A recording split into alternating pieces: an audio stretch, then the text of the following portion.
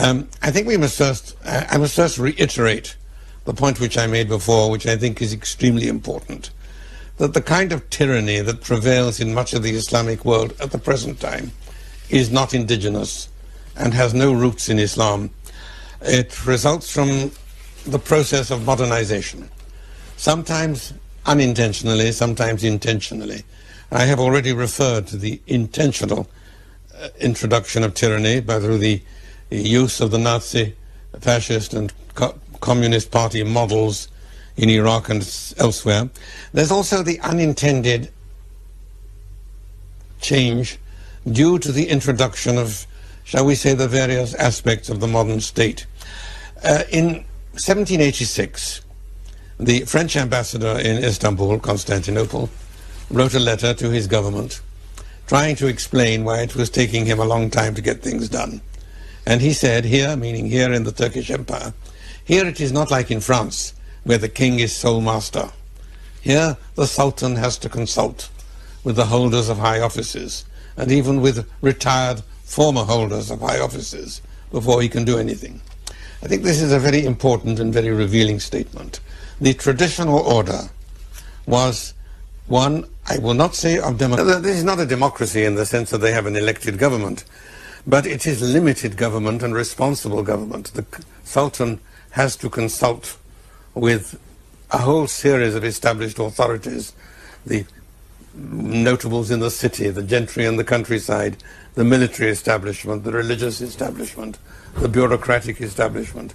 All of this means limited government, government under law. The holy law of Islam, yes, but it is law. The traditional Islamic state is in no sense what we would call nowadays a despotism or a dictatorship.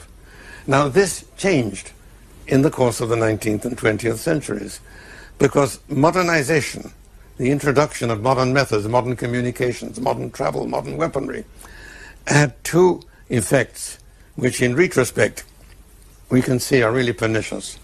One of them is enormously to strengthen the sovereign power, putting in its hands weapons that were beyond the wildest dreams of even the legendary tyrants of the past. And the other is to limit and even to weaken, I should say, to weaken and even to eliminate the countervailing forces which had served to limit the power of the Sultan, the limiting forces, the gentry, the nobility, and so on and so forth. So the result of this is a level of authoritarian government, a level of autocracy without parallel in classical Islam. I mean, even a tin-pot dictator of a mini-state today has far greater power over his subjects than was ever enjoyed by such great rulers as Suleiman the Magnificent in Turkey or Harun al-Rashid in Baghdad. Islamic government also in principle is limited. This is laid down very, very clearly in the law books and in the traditions. Yes, there is a duty of obedience, that is true, but it is by no means unlimited, it is by no means unconditional. The Islamic concept of government as set forth in the handbooks of the Holy Law, this is not something I'm inferring or deducing, this is explicit. The concept of government is contractual and consensual. Contractual in the sense that government is seen as a contract between the ruler and the ruled, in which both have duties as well as powers. And the duty of the subject, of course, is that of obedience, but it is not unlimited. And again, the Prophet himself is quoted as saying, there is no obedience in sin. In other words, if the ruler orders something which is sinful, the duty of obedience ends and is replaced not by a right of revolution, but by a duty of disobedience.